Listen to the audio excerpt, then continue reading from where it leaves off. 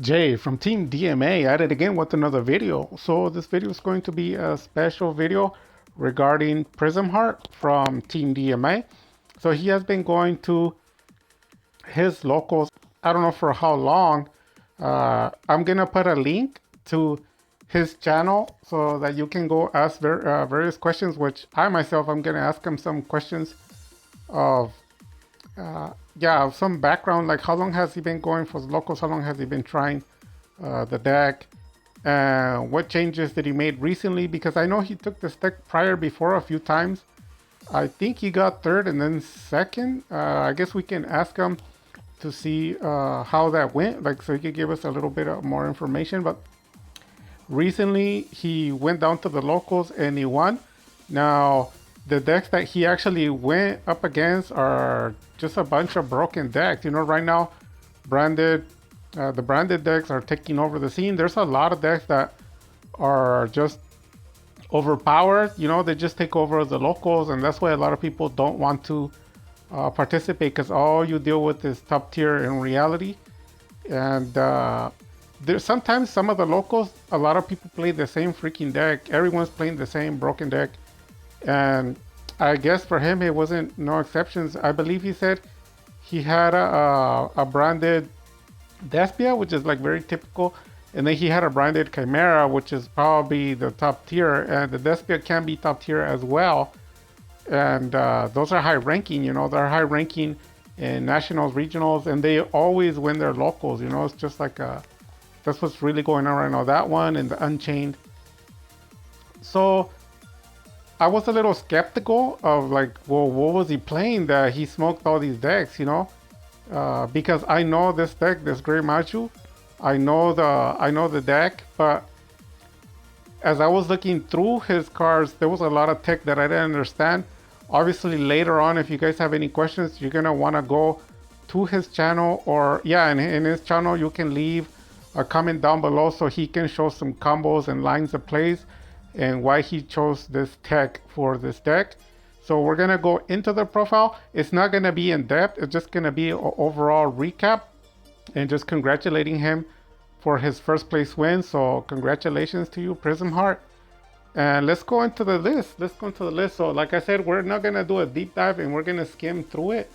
You're gonna have to go to his channel. I just want to show off a little bit of his profile. And if you want the full video, full content, you're gonna have to go to his channel, because that's why the video, the content belongs to him. So I'm just doing a review on it. So we're going here off the beginning of his list, and you can see him put down the modules. He's got 3 of them, and then after that you have the man eaters on the bottom, and then you have the necros over here, and then on the other side the three gizmic. So if you know anything about this deck, before we move on to the rest of his profile, basically this deck is notorious for FTK, OTK, the first turn kill or one turn kill. The deck can skyrocket way past 9,000 of attack through many different ways, and it can out anything. And one of the things I like about these profiles is they can out dragoons, and they expose decks like this profile, expose a lot of the fake. For example, you know, because I do primary Dark Mission, it exposes a lot of the fake Dark Mission players that tell you like Dragoon always wins. They can always win with the Dragoon. Well, Dragoon's not gonna help them with this deck, because this deck can out Dragoons all day. It can even out like 3 Dragoon. How do I know? Because I'm very familiar with this deck. It's a rogue deck, but when somebody puts a lot of effort and a lot of spicy tech into the deck, you can make it work. And that's what I do to the Dark Mission deck as well. It just goes to show you the rogue decks, they can be considered rogue, but they actually can be top tier. And it's one of the things that I always tell people, it's not really the deck, it's the pilot. If the pilot knows what he's doing, the deck can become top tier. So congratulations to him again, like I had said earlier. But yeah, he's got the Gizmic, the modules, the Cosmic, and then you got here the Eater of Millions. So if you don't know what this card's what these cards do. The module from the cards removed from play, it gets boost, and then the Cosmos does the same thing, and it has an effect that is sending cards to remove, and then I believe it can send it back. And then the Eater of Thousands is the same thing. We're getting a tech boost, but also after damage, the damage step, it can banish a card. I don't think it targets it. No, it doesn't target it. And it's pretty broken. That card itself can get rid of a Dragoon. Most of these cards can out a Dragoon easily. I mean, they're all big hitters, and it's all a specific sequence that he's gonna be banishing. And then the Gizmic with special summon. So when I saw this in the beginning, I was like, okay, this is a typical line. And then as you get moving forward, I was like, oh, okay. So he had one Ghost Spell, one Veiler, and then the 3 Ash Blossom. And at the point I was like, okay, I was sure of the 3 Ash Blossom, but he put one Bell, one effect Veiler. It's like, I started feeling like, okay, it feels like he wants to hit everything on the board, like a little bit of everything. And then here is for the spicy tech. He's got some Synchron and some Blackwing, Moon something, but basically they're tuners. And he's also playing, as you can see at the very top left, close to his extra deck. He's playing the extra deck with a lot of the different synchros. So he's trusting on the power of the Maju deck, but then also he's also got a lot of spicy tech, and that's what I tell people to do. That you can't just rely on one or two combos. That's when you can tell somebody doesn't know how to play. But when somebody has like 10 different ways to out stuff, and they have multiple, like 6 different engines, but they work well, like there's no bricking, then yeah, it works. It becomes top tier, and that's a good move. The deck in the beginning where he showed the cards he shows, that's all removed from play from the Maju deck. But then he's switching up to synchros, and then on top of that, he's stacking hand traps. So there's negations plus banishing effect, a special summon plus synchro. So it's already 3. It's already busted already. And then he's got dangers. So when dangers barely came out like 4 or 5 years ago, they were broken. There was a lot of people crying to limit these cards. And the way that the dangers, there's a danger engine, right? There's like somewhere around 20 to 30 different danger monsters, and all they do is usually you discard and they trigger effects to either draw more, and when they trigger discard, they can activate effects to either special summon or pop cards on the field. So it's the moment you saw the module remove the hand traps, synchros, and then dangers, you should already start perceiving like, oh, okay, this isn't a regular deck. He's got a lot going on. And he's also got a lot of them at level 7 and 8. So he's purposely going into different lines of plays that can be quite intricate and actually find his way in and out of anything on the board. And then if it wasn't enough, he's got Kaijus on the deck. So I have seen Kaijus in this deck, but not as heavy as him. Like I usually see like a 3 Kaijus. When you see some of these profiles, even in the Dark Magician, they'll play 2 to 3 Kaijus. But he's got a little bit of an engine going on with the spell that you can play and activate. And I believe he has 5, and it is considered an engine. He's playing 1 card and they chain, and tributing anything that would cause some issues. So at this point, with what you've seen from the deck, he's got the removal from the module, he's got the hand traps topped off with the synchros, the dangers, and now Kaijus. So that's 4 or 5 different engines and stuff going on that so at this point you should already figure out like, oh, okay, this is top tier. This should be able to, it's spicy, it should be able to take care of just about anything. And then as you move forward, you can see his spells here. I'm gonna go over the spells really briefly. So one as a lightning storm, that can break the board, you know, either the backfield or the front. And then you got the Dark Ruler at 1, which is fine because he's playing a lot of other tech. And then the Goblin, the Ghost Sarcophagus, and he's got the pot of, what is that, Prosperity or Avarice? I don't remember. One of them, he's playing one of the pots. And then he's got the Super Poly, Monster Reborn. I don't remember what the other one, the other two are. Here, let me go double check.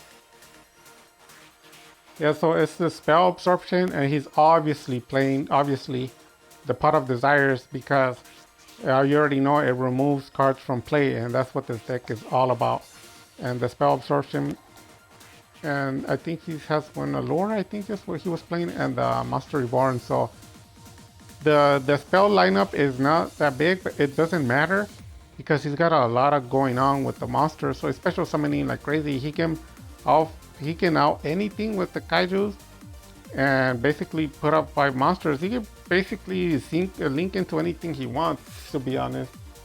Um, but yeah, it's pretty broken. And then when you look at the traps, like if you didn't think the the other part of his deck wasn't broken, like just in case you're thinking like, well, it's not really broken, you might want to think again because he went a lot with the traps. It's trap heavy. Like it's pretty powerful. I mean, he's playing 2 infinites, so that should tell you he's covering the board with all the hand traps and all the stuff he's got. The board is covered, and in case he needs the infinites or solemn, they're there. And then he's playing Ice Dragon Barrier, and that can be very dangerous to take on. If you have some cards in the graveyard, he can special summon it and banish 2. It can even out a Dragoon if you can get past its Omni Negate. So yeah, after I finished seeing the deck, I was like, for sure, I was like, oh, okay, so this isn't a regular Maju deck. This is like a broken tier, a top tier style. So you can imagine he brings out the FTK, OTK. He synchros kaijus, hand traps with these traps. He's got the kaijus, the spells, the dangers. It's a lot. It's a lot to handle.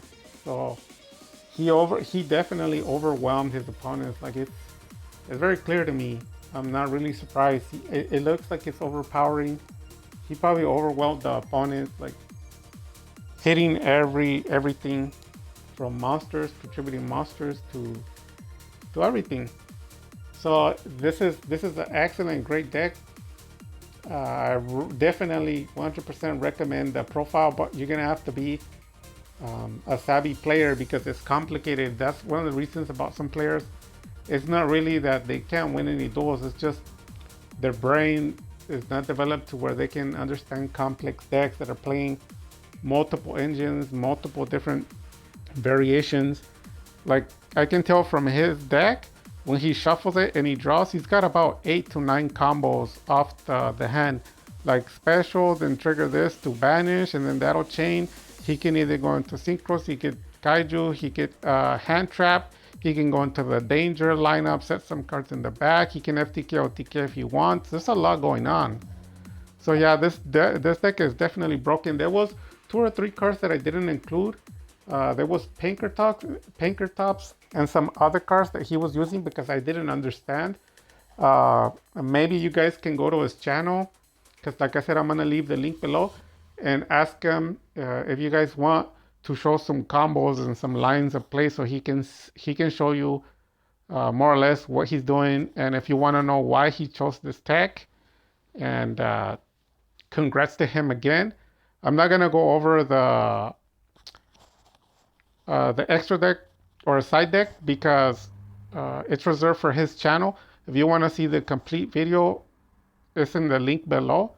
Go and check him out. Prism Heart. He also has free giveaways. Some of the giveaways, people are not attending the giveaways, so there's no one to give the giveaways to. So he's waiting on participants. So all you have to do, go like and sub to his channel. He's part of Team DMA. In the future, we're gonna be doing some exclusive giveaways from a potluck, because the Team DMA holds like a pot, like I do it. I hold the pot of like expensive items, like basically stuff that's vintage is what I mean. and the vintage doesn't go out nowhere, and some of it doesn't even get sold, but I distribute it amongst Team DMA, and sometimes that product can be given out, just not just through me, through the rest of the team, because I share my product sometimes. And um, and yeah, I'm very happy for him. Also go to his channel, like I said, get to know him. He's a pretty cool guy, and he did a fantastic job building this deck. I think it's broken. I don't think it needs to be changed. If anything, um, it's up to him if he wants to include other tech. But the deck looks good. Like, I don't see any flaws in it at all, to be honest. I can see him hitting everything. So if you have any questions or concerns, you can leave them down in the comment below. Make sure you go visit Prism Heart, and then I'm gonna be doing a video for the people on Team DMA and people outside of Team DMA that are currently doing giveaways. And I participated like in 3. I'm waiting to see if I win any of them. I'll be making the video soon, hopefully today. And if you like the video, give it a like, comment on the bottom, the Maju deck from the remove from play. And with that having been said, you guys, Dark Magic Attack.